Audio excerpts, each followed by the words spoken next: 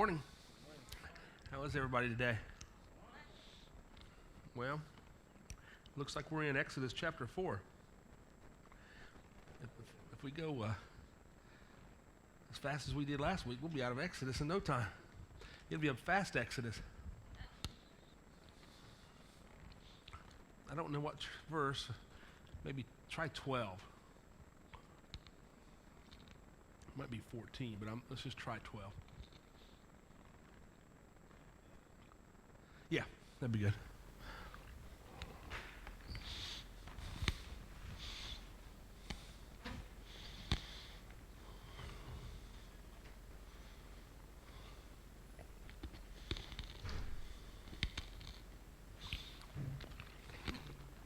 Here we go. Everybody ready? Let's go as far as we can go here. How many chapters are in Exodus? Anybody know? 40. 40. Now, go. I will be with you as you speak, and I will instruct you in what to say. But Moses again pleaded, Lord, please send anyone else. Then the Lord became angry with Moses. All right, he said, what about your brother Aaron and Levi, the Levite? This is kind of interesting here, okay, because Moses was a Levite. Aaron, his brother, was a Levite. And he says, what about him? I know he speaks well. And look, he is on his way to meet you now. He will be delighted to see you. Talk to him and put the words in his mouth. I will be with both of you as you speak, and I will instruct you both in what to do. Aaron will be your spokesman to the people. He will be your mouthpiece. And you will stand in the place of God for him, telling him what to say. Isn't this strange right here? You will stand in the place of God for him. Now, if you try to say that to people today, so now think about it now. God is not telling this to Aaron. He's telling to Moses to tell Aaron. So in other words, Moses is going to say, Aaron, I'm going to speak as a God to you. And you know Aaron's going to say, you out of your mind? He's a brother. He will be your mouthpiece, and you will stand in the place of God for him, telling him what to say. And take your shepherd's staff with you and use it to perform the miraculous signs I have shown you. So Moses went back home to Jethro, his father-in-law. Please let me return to my relatives in Egypt. Now see, he's already had an encounter with God. Now he's going to go get a proper release. Please let me return to my relatives in Egypt. Moses said, I don't even know if they're still alive. And then Jethro looks at him and says, go in peace. He gave him a release. Before Moses left Midian, the Lord said to him, return to Egypt, for all of those who wanted to kill you have died. Now, this is a real critical piece right here. This is a big statement. We have to realize that when God sends you to a place, he might pull you out of a place for a while, and then when he sends you back to that place or to that environment, it'll be when the surroundings are right? And you have to be careful that you don't force it. You get ahead of yourself, you got people ready to kill you. If you wait too long, there'll be people that won't understand you, and you'll miss your moment. So you have to know when let me give you an example, okay? For about a year, somebody has been trying to get me, texting me once every 2 or 3 weeks, trying to get me to do something on a weeknight in Boyd County, Kentucky, okay? We got hungry and thirsty people down here. You need to come here and do a Bible study. You got to get down here. You got to come to Boyd County. And I'm going, I'm not really. I got too much on my plate. I don't need another thing in Boyd County. And so I thought, I just don't see it. So it'll have to be God, right? And come down and do a Tuesday night Bible study or something like that down there. So I said, man, I just not going to happen. And or I put it off. So every couple weeks, the guy's texting. Man, we got a group of people down here who want you to come down here. We're starving down here. And I said, well, come to church on Sunday in Huntington. We're not that far. Come to the Mid. And he said, yeah, but some of these people live in Flatwoods. They live in Grayson. And he starts naming all these places. He says, they're just not going to come there every week. He said, they're starving. And I said, I just don't know.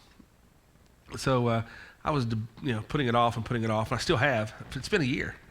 So about 2 or 3 weeks ago, I found out that he took a job in another city. Okay? And I went, yeah, this is now the pressure's off. He's gone. I don't have to worry about it. And so I was completely finished of it.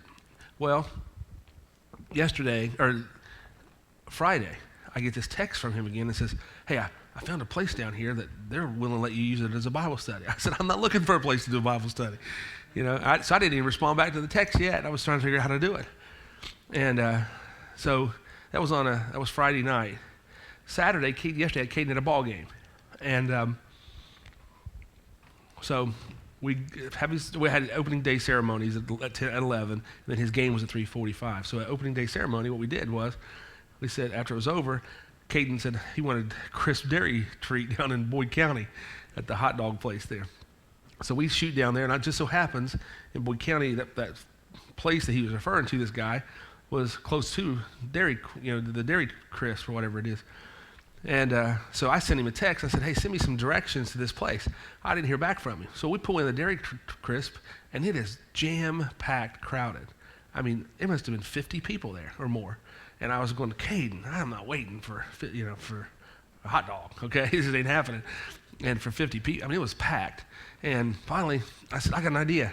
There's one in Flatwoods. So I shot across the other side, back side of the county there, and ended up in Greenup County. And Caden goes, hey, I want to go in. There's this place you can go in and eat.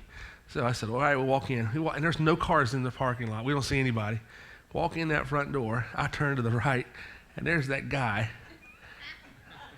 that I just sent a text to. I looked at it and I went, you got to be kidding me. And he went, hey, he said, I got your text. He said, I was going to text you back. And I went, oh, don't even bother. Don't even bother. He said, well, you got to come in here and do a Bible study on Tuesday nights or some night and do a Bible study. I said, I don't know. He said, well, I'm going to give you the directions to this little location here. And I looked at Caden, and Caden looked at me and he went, that's kind of weird, Dad. I said, yeah, it was really weird, Caden. And that's what I'm talking about, the timing of things, And you're going, I don't know. I just don't. So I looked at him and I said, I thought you took a job somewhere down in Winchester. He went, I did, but I was there 5 days. He said, and my old employer called me back. I'm back here now. And I went, oh, really? Now, the reason I tell you that is because this is what Moses was running into here. It was a similar kind of experience. You ever had those kind of moments where you just go, my goodness, God? And there's other times you're just trying to find out, God, give me some direction here. And you're seeking for God to give you direction. He isn't speaking anything. And at other times, he's smacking you in the face with it. I don't know why it's hard on one side and down, and so easy on the other. I don't understand it. I really don't. But this is one of those moments when he's doing this. What you have to do, you have to follow the sign of what he's telling you. And the things you don't have the answers for that you've been seeking for, you can't allow those to obstruct your vision of these moments. You see what I mean? And sometimes you can get caught up in, okay, I got 4 or 5 things here I'm looking for direction on, I'm not getting it. But this thing here I'm getting smacked in the face with. I can abandon the thing I'm getting smacked in the face with and go chase the things I don't have the answers for. Or it could be those answers are through this that you're getting smacked in the face for. See what I mean? So I don't know. Just thought. Before Moses left Midian, the Lord said to him, return to Egypt, for all those who have gone to kill you, see, they're dead. And so Moses took his wife and sons, put them on a donkey, headed back to the land of Egypt. In the hand he carried the staff of God. Wait a minute, what's Moses' staff, remember? Moses, what do you have in your hand? Staff. It was Moses' staff about 2 chapters earlier. Now it's God's staff. See what happened? So Moses took his wife and sons, put them on a donkey, headed back to the land of Egypt. In his hand he carried the staff of God. And the Lord told Moses, when you arrive back in Egypt, go to Pharaoh and perform all the miracles I have empowered you to do. But look at this. But I will harden his heart so he will refuse to let the people go. What kind of direction is that? Think about it for a minute. God's telling him, go. Let the people go. Perform those miracles. But I'm going to harden his heart, and he's not going to let him go. It's like saying, you're going to marry that woman over there, but she's going to tell you no when you ask her to marry her. I'm going to harden her heart against you. You're going, well, what's the point of asking, right? What's the point of even going through the motion? Or you're going to get that job. That's where the Lord says, I see you working right there. That's where you're going to be working. And they've turned you down for the job 3 times. What? And bad enough, you're thinking it's the devil. I bind you, devil, in Jesus' name. I mean, because if I'm Moses And the first time, if God didn't tell me he was going to harden his heart, the first time I went to Pharaoh and said, God said, let people go. And Pharaoh said, no, you're not going to do it. I'd be binding and loosening and casting out and doing everything possible. But this was God that hardened Pharaoh's heart. It wasn't the devil. And look why. Watch this. Then you will tell him, this is what the Lord says. Israel is my firstborn son. Whoa. Wait a minute. Israel was the firstborn son. Jesus is the only begotten.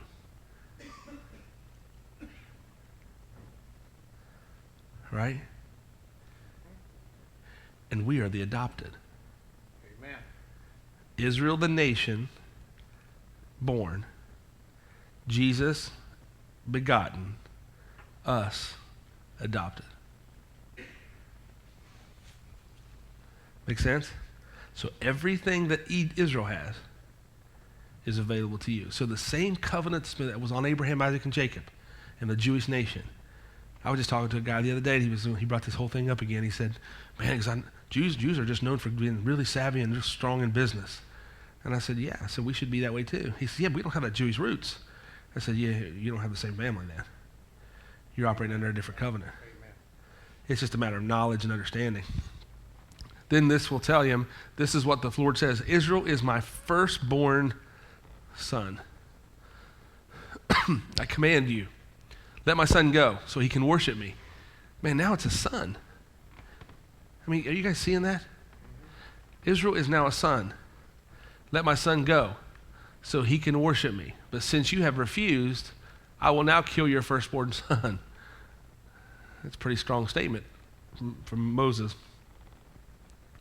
On the way to Egypt, at a place where Moses and his family had stopped for the night, the Lord confronted him and was about to kill him. Here we go. But Moses' wife, Zipporah, took a flint knife and circumcised her son. She touched his feet with the foreskin and said, now you are a bridegroom of blood to me.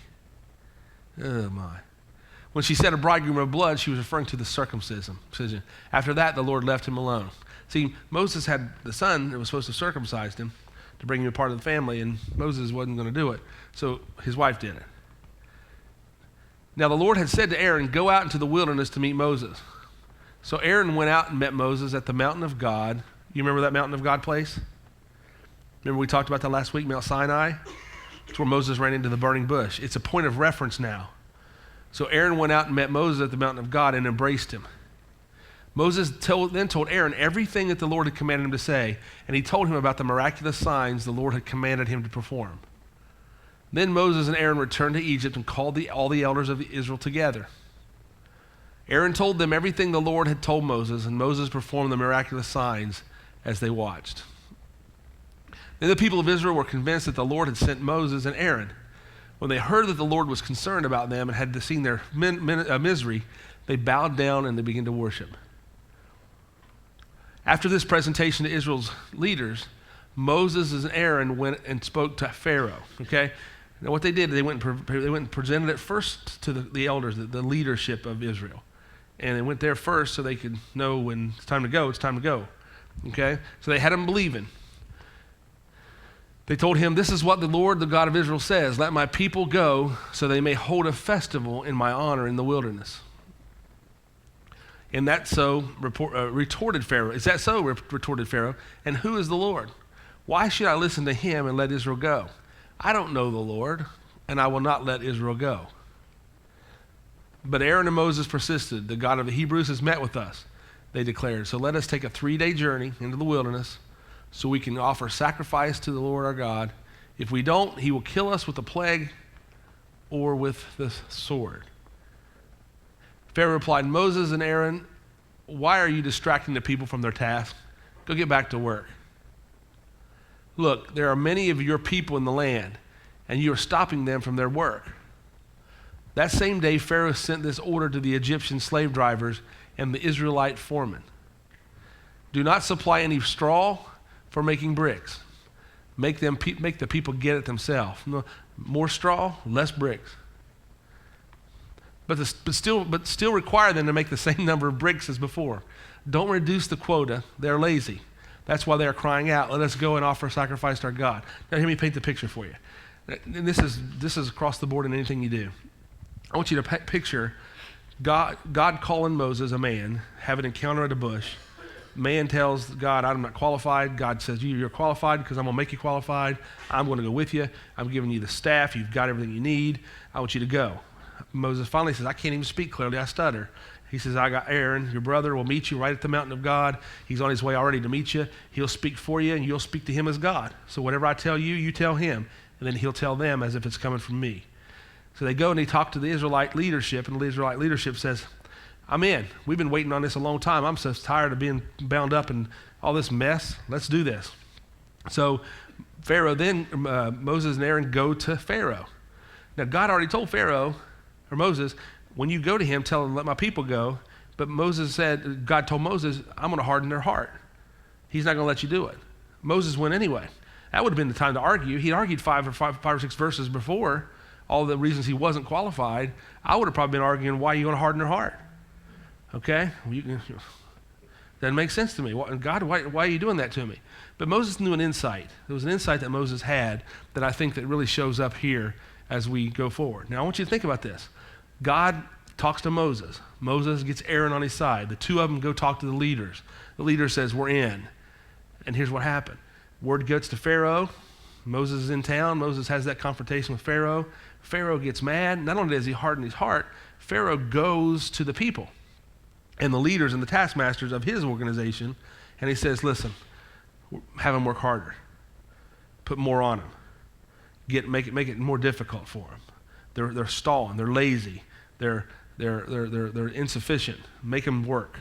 Do what it does. Now, at this point, you got to understand, if I'm an Israelite, I'm a Jewish man, I'm working out in the field, or I'm working in the business for Pharaoh, or working for the government, and it gets worse because Moses has come, I'm starting to get mad at Moses.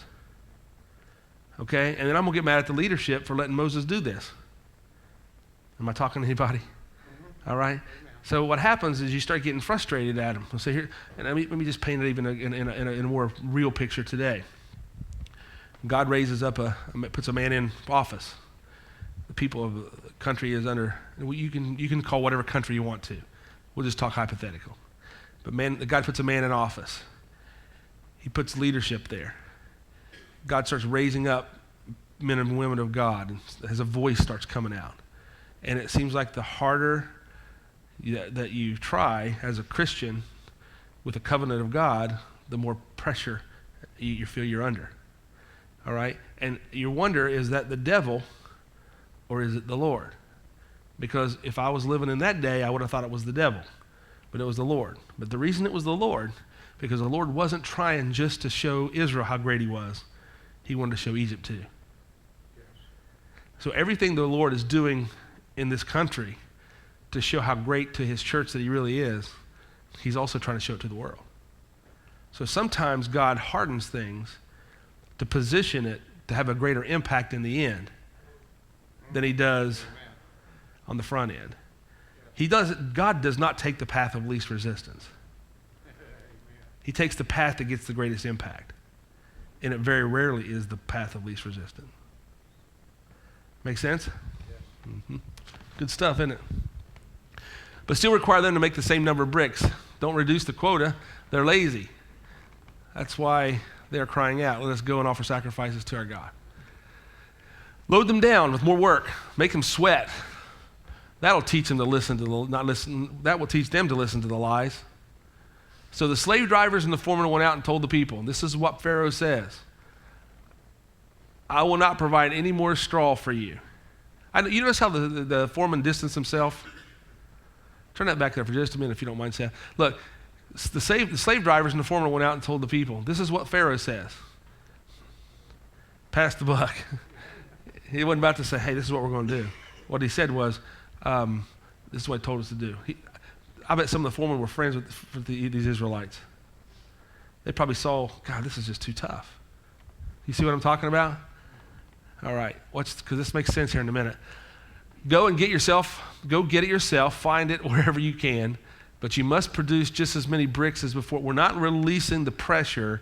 We're now taking away even what little bit of resources you had. It's going to get tough. So the people scattered throughout the land of Egypt in search of stubble to use as straw. Meanwhile, the Egyptian slave drivers continued to push hard. Meet your daily quota of bricks, just as you did when we provided you with straw. They demanded. Then they whipped the Israelite foreman. They had put in charge of the work crews. Why haven't you met your quotas either yesterday or today? They demanded. So the Israelite foreman went to Pharaoh and pleaded with him. Please don't treat your servants like this, they begged. See what's happening? Now you got an uprising.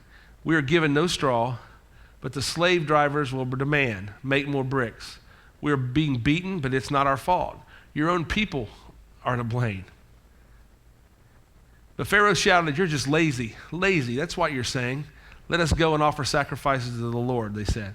Here's what he's basically saying. He said, listen, the taskmasters were driving them hard. And he said, so the foreman, the main people of Israel are going, we're not taking this anymore. So they go and directly to Pharaoh. They go over the heads of these people. And Pharaoh says, hey, I'm sorry. Just the way it is. You're lazy. That's why they're doing it. Let us go and offer sacrifices to the Lord, they said. Now get back to work. No straw will be given to you, but you must still produce the full quota of bricks. The Israelite foreman could see that they were in serious trouble when they were told, you must not reduce the number of bricks you make each day. That backfired. So they left Pharaoh's court and they confronted Moses and Aaron. Here we go. Who were waiting outside for them.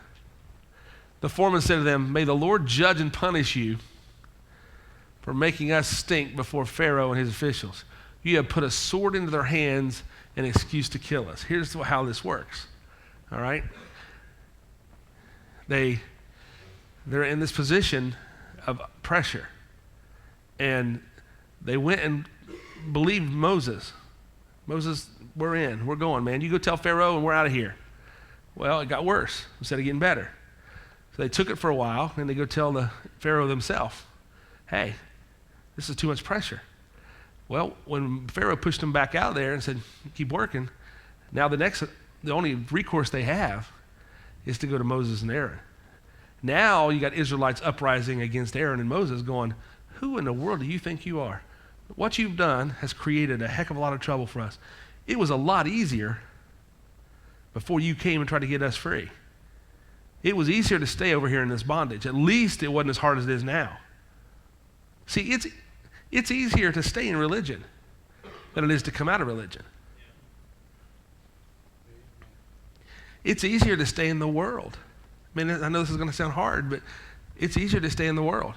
Because once you've made the come out of the world, or the decision to come out, you got to make some hard decisions. And Pharaoh, or the world system, or the religious system, is not going to let you go quickly. Amen. You got to cut it off. All right? But here's what they do. They're coming back and they're fighting with Moses now. You've given this man a sword in his hand. Now he's got an excuse to kill us. We'll never be able to meet these quotas. Then Moses went back to the Lord and protested. Why have you brought all this trouble on your own people, Lord? Why did you send me? Why did you send me? Ever since I came to Pharaoh as your spokesman, he has been even more brutal to your people, and you have done nothing to rescue them. This is Moses talking to God. All right? That's what I'm saying. God really does like raw talk. Right? Mm-hmm. It's okay to go to God and say, hey, you'll see, Moses was really raw with God. Moses knew how to talk to God. Moses had no problem going to God and saying, this is your fault. You did this. I didn't ask for this. I'm a little guy here on the earth. You're the big one up there making all these decisions. I'm like a puppet on a string, I feel like. Now I'm trying to do what you tell me to do, and look what you've done. Now what are you going to do about it, God? I didn't ask for this. You called me. I didn't call you. Right? Moses was pretty clear. He said, look, he said, what'd you call me for? If it's hard, it's going to be harder on them. He's going to kill them. It's more oppression on them now than it was before. Why did you do this? So Moses starts questioning God. See, in today's world, you get preached at if you question God. preachers will preach to you and say, you got to have faith, keep confessing. Well, there's just sometimes you got to shut the door and take the gloves off and say, God, we're going to wrestle. Amen. I know I'm going to lose going in, but I still got to get this off of me.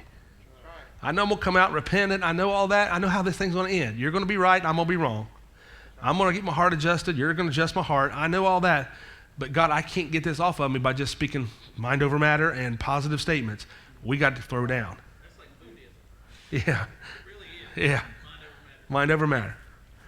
To keep talking till it changes. Well, sometimes it ain't going to change till you do. That's right. Right? And I think it's okay to go in. I mean, I've had some conversations with God. I never win.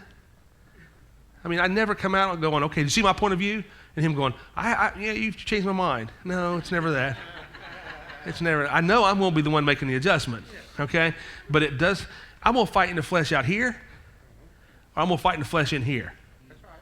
Okay? I'd rather fight in the flesh in here because it's safer. Because at least he can strip me and nobody else knows it but me and him. Out there, he going to know it, I'm going to know it, and everybody else going to know it. Am I all right? Talk like that? And that's what he's looking for. He's not looking for this artificial relationship. He's not having one with you. It's the matter, it just depends, are you having one with him? He's going to be with you. He doesn't change.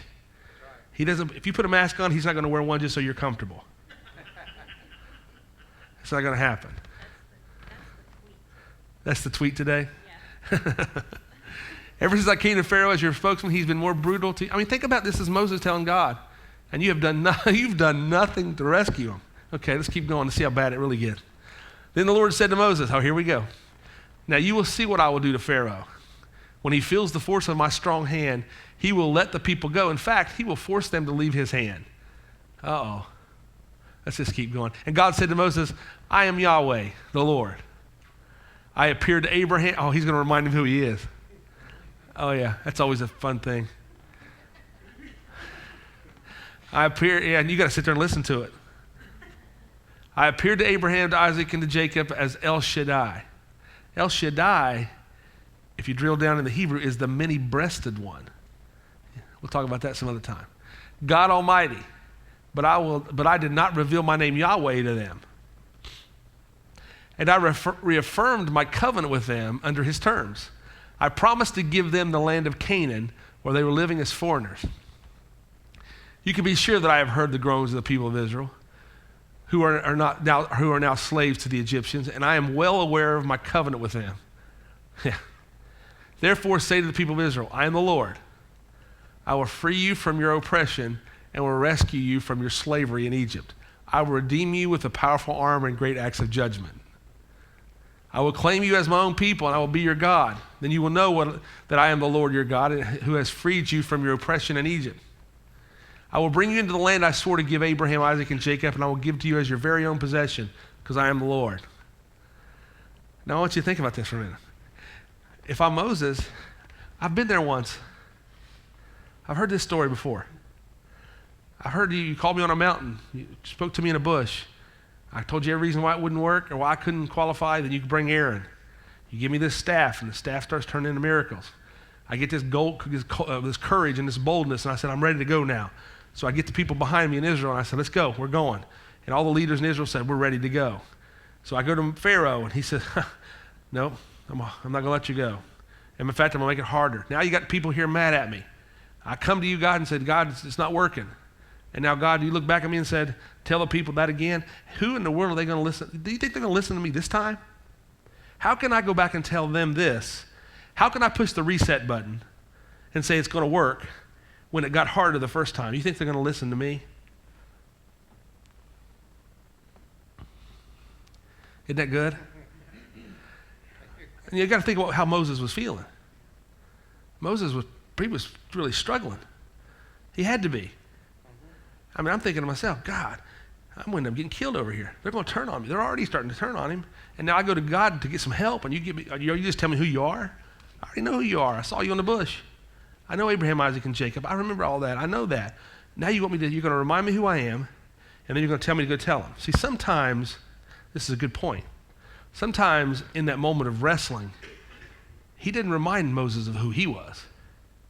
He reminded Moses of who God was. Moses wasn't reminded. See, the first wrestling match was God and Moses going, man, I'm not qualified. God says, yeah, you're this, you're that, you're this, you're that, you're this, because I'm going with you. Then it backfires on Moses a little bit, and now Moses needs some reassurance. Then God says, let me just tell you who I am. I'm not going to just keep telling you who you are. I'm going to tell you who I am. And if you know who I am, you'll have confidence that I'm going to do what I say I'm going to do. It just won't be the way you think it should be. Right? So Moses told the people of Israel. He went right back and said what the Lord said. But why would but they refused to listen. This time it's not going to be that easy. They had become too discouraged by the brutality of their slavery. Then the Lord said to Moses, go back to Pharaoh, the king of Egypt, and tell him to let the people of Israel leave this country. But the Lord, Moses objected, my own people won't even listen to me anymore. How in the world can you expect Pharaoh to listen? I'm such a clumsy speaker. Now Moses is feeling, now here it is. All those things that Moses felt about himself that were insecure start coming. Your insecurities start coming out when things aren't working for you. Oh, yeah. Every insecurity you got, every frailty, every lack of qualification, every shortcoming, every past mistake. Watch, you'll see it. I'm a clumsy speaker. It must be something I'm doing, God. But the Lord said to Moses, spoke to Moses and Aaron, and gave them orders for the Israelites and for Pharaoh, the king of Egypt. The Lord commanded Moses and Aaron to let the people out of Egypt. The Lord commanded Moses and Aaron to lead the people out of Egypt. See, it was a compelling call when Moses was in the bush, when God was in the bush. Come on, Moses, come follow me. Moses going, I can't. Then Moses accepted the assignment. Now it's a command. It's not a matter of, will you, Moses? No, you're going to. The callings of God are without repentance. Amen. He don't change his mind. You can, he won't. But once you accept that call, you better be prepared that now it's you get marching orders. Amen. You get a direct, specific assignments. They're not just, well, come on out here and follow me and we'll just hang out one day. You got an assignment. It's specific. And Moses knows his specific assignment right now. Now it's commended Moses and Aaron. I bet Aaron's would think, man, I'm just here for the ride. I wasn't here. I'm just here speaking. It's not my fault. I'm just saying what I'm told. I'm repeating. I'm an echo. Okay, next verse. These are the ancestors of some of the clan of Israel. The sons of Reuben, Israel's oldest son, were Hanok, Palu, and Hezron, and Carmi. Their descendants became the clans of Reuben. The sons of Simeon were Jemiel, Jamin, Oed, Zachan, Zohar, and Shaul. And Shaul's mother was a Canaanite woman. Their descendants became the clans of Simeon. These are the descendants of Levi, as listed in their family's record. The sons of Levi were Gershon, Kohath, and Merari. Levi lived to be 137 years old, and I've never been able to figure out why that's in the scripture. The descendants of Gershon included Libni and Shimei, each of whom became the ancestors of the clan. The descendants of Kohath included Amram, Izrah, Hebron, and Uzziel. Kohath lived to be 133 years old. The descendants of Maria, I guess it is, included Mali and Mushi. These are the clans of the Levites as listed in their family records. Amram married his father's sister, Jochebed, and she gave birth to his sons, Aaron and Moses, and you can't even figure that out. You have to read that again to figure that one out. Amram lived to be 137 years old. The sons of Izhar and Korah, Nepheg and Zikri. The sons of Uzziel and Mishael, Elzaphan and Zithri. Aaron married Elisheba, the daughter of Amminadab, the sister of Nahshon, and gave birth to his sons Nahab and Abihu, Eleazar, and Ithamar. The sons of Korah, they'll come back around, were Issar, Elkanah, and Abiasaph, and descendants became the clans of Korah. Eleazar, son of Aaron, married one of the daughters of Putiel, and she gave birth to the son Phinehas.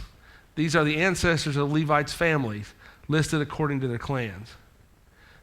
The Aaron and Moses named in this list are the same ones whom the Lord said, lead the people out of Israel, out of the land of the Egypt, like an army.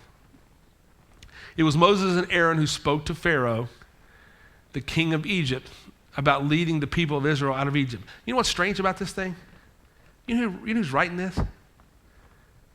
Moses. He's writing like he's writing about somebody else. I mean, it was Moses and Aaron who spoke to Pharaoh. I mean, he's telling this story like he's reading a documentary and reading it on, like he's narrating a movie theater or a movie, and he's talking about himself, the king of Egypt, out of leading the people of Israel out of Egypt. When the Lord spoke to Moses in the land of Egypt, he said to him, I am the Lord. Tell Pharaoh, the king of Egypt, everything I'm telling you. But Moses argued with the Lord, saying, I can't do it. I'm such a clumsy speaker. Why should Pharaoh listen to me? Okay. Then the Lord said to Moses, pay close attention to this. I will make you seem like God to Pharaoh, and your brother Aaron will be your prophet. Uh-oh. There you go. Tell Aaron everything I command you, and Aaron must command Pharaoh to let the people of Israel leave this country. But I will make Pharaoh's heart stubborn so I can multiply my miraculous signs, there it is, and wonders in the land of Egypt. That's why he hardened his heart, so Egypt would see the glory of God. The world would see the glory of God. Even the Pharaoh will refuse to listen to you. So I will bring down my fist on Egypt.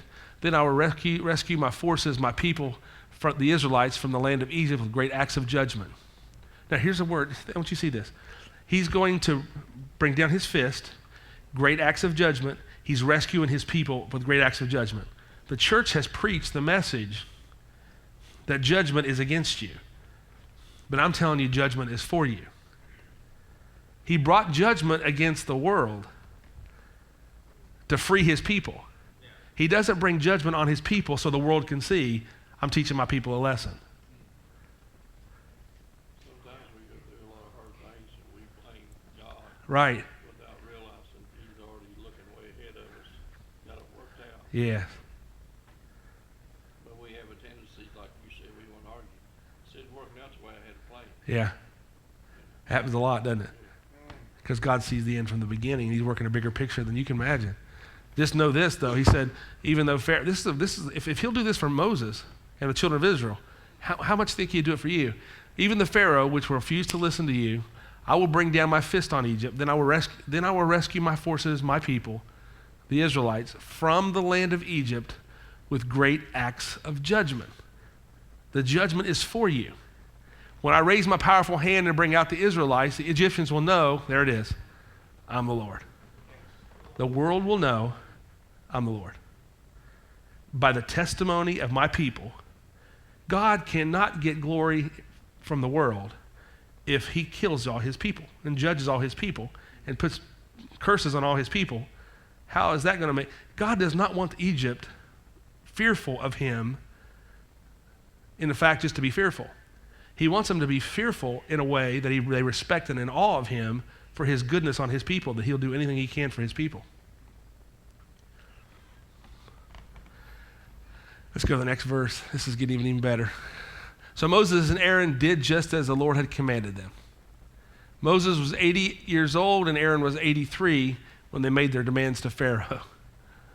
Then the Lord said to Moses and Aaron, Pharaoh will demand, show me a miracle. When he does this, say to Aaron, take your staff, throw it down in front of the Pharaoh, and it will become a serpent. So Moses and Aaron went to Pharaoh and did what the Lord had commanded them. And Aaron threw down the staff before Pharaoh and his officials, and it became a serpent. What's this? Then Pharaoh called his own wise men and sorcerers, and these Egyptian magicians did the same thing with their magic. See, God didn't tell Moses that was going to happen. It would have been nice to know on the front end. How am I going to act on that one? You know, because Moses, he's got this in his back pocket going, okay, you're going to look for a sign. I already know what this is going to do. I've got this staff. It's God's staff. I'm going to throw it on the ground. It's going to turn into a serpent. I'm going to pick it up by the tail, and when I do, it's going to come back to the staff again. That's going to impress him. What he didn't know, well, for every authentic, there's an artificial and a counterfeit. They threw down their staffs, which all became serpents. Here's the big deal. But Aaron's staff swallowed up their staffs. Pharaoh's heart, however, remained hard. He still refused to listen, just as the Lord had predicted. Then the Lord said to Moses, Pharaoh's heart is stubborn, and he still refused to let the people go. Yeah, because you did it. He's pointing out to Moses. Think about it. I mean, if I'm Moses, I'm going, well, yeah, he's hard heart. You're the one that's the only one that's turned to man's heart. So go to Pharaoh in the morning, and as he goes down to the river Stand on the bank of the Nile and meet him there. Be sure to take along the staff that turned into the snake." Then announced to him, "The Lord, the God of the Hebrews, has sent me to tell you, let my people go so they can worship me in the wilderness. Until now, you have refused to listen to him. So this is what the Lord says. I will show you that I am the Lord. Look, I will strike the water of the Nile with this staff in my hand, and the river will be turned to blood. The fish in it will die, and the river will stink. The Egyptians will not be able to drink any water from the Nile." Here we go. Then the Lord said to Moses, "Tell Aaron, take your staff and raise your hand over the waters of Egypt, all its rivers, canals, ponds, and all the reservoirs. Turn all the water to blood. Everywhere in Egypt, the water will turn to blood. Even the water is stored in the wooden bowls and stone pots will turn." So Moses and Aaron did just as the Lord commanded them. As Pharaoh and all of his officials watched, Aaron raised his staff and struck the water of the Nile. Suddenly the whole river turned to blood. The fish in the river died, and the water became so foul that the Egyptians couldn't drink it. There was blood everywhere throughout the land of Egypt. But again, the magicians of Egypt used their magic, and they too turned their water into blood. So Pharaoh's heart remained hard. He refused to listen to Moses and Aaron, just as the Lord predicted. See, here's the thing. If the world can do it, they're not impressed by the church doing it. If we're smart, if it's our own smarts and skills that tries to give us the advantage in the kingdom, the world can become just as smart or smarter than we are.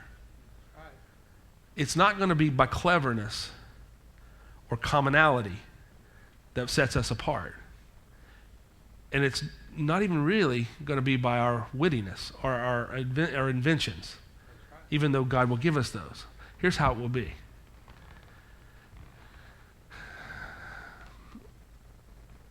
Again, the magicians of Egypt used their magic, and they too turned water into blood. So Pharaoh's heart remained hard. He refused to listen to Moses and Aaron, just as the Lord had predicted. Pharaoh returned to his palace and put the whole thing out of his mind. It was that quick he could put it out of his head. Then all the Egyptians dug along the riverbank to find drinking water, for they couldn't drink the water from the Nile. 7 days passed from the time the Lord struck the Nile. Then the Lord said to Moses, "Go back to the Pharaoh and announce to him, this is what the Lord says. Let my people go so they can worship me. If you refuse to let them go, I will send a plague of frogs across your entire land. The Nile River will swarm with frogs. They will come up out of the river and into your palace, even into your bedroom and into your bed. They will enter the houses of your officials and your people. They will even jump into your ovens and your kneading bowls." In other words, hey guys, we're going to be overwhelmed with frogs. Frogs will jump on you, your people, and all your officials. Then the Lord said to Moses, "Tell Aaron, raise your staff in your hand over the rivers, canals, and ponds of Egypt, and bring up frogs over all the land." So Aaron raised his hand over the waters of Egypt, and frogs came upon the water, up and covered the entire land. But the magicians were able to do the same thing with their magic. They too caused frogs to come up out of the land. You see what's happening here? They're boxing themselves in. Am I making sense? They're boxing themselves in. They're taking the staff they had. He says, turn it into a serpent. He turned it into a serpent. And then Aaron's rod swallowed it up, ate their serpent. Next thing they did, they turned the water into wine, or into blood, right? Turned the water into blood. When they turn the water into blood, the Egyptians, magicians say, I'll do the same thing. What they didn't realize is they're boxing themselves. By taking the bait, they're increasing their own imprisonment and discomfort. So now they're doing it again. Okay, I'll show you. You're going to make frogs. We'll make frogs too. In other words, yeah, go ahead, but you're just boxing yourself in. So the enemy, in his desire to prove himself that he's equal or greater with God, or equal or greater with you, will actually do the very thing he doesn't want to do. He will box himself in and imprison himself, which is what he did on the cross. Yes. I'll show him. We'll just crucify him. And the Lord says, okay, go ahead. There's nothing you can do that's greater than what I can do. Amen. And when you think you're doing greater, it'll only be your undoing instead of Amen. my undoing. right? But am I okay on time here? Oh gosh! But the magicians were able to do the same thing, and with their magic, they too caused frogs to come up in the land of Egypt. Then Pharaoh summoned Moses and said to Aaron and begged, "Plead with the Lord to take the frogs away from me, my people. See, I will let your people go, so they can offer sacrifice to the Lord." We'll stop right there. Now Pharaoh is going, "Oh my God! In our proving ourselves, we've boxed ourselves in. Now we got to have them go." But it still isn't over. The plot just continues to thicken. Right? We'll see y'all in just a few moments. Exodus 8:8 next week.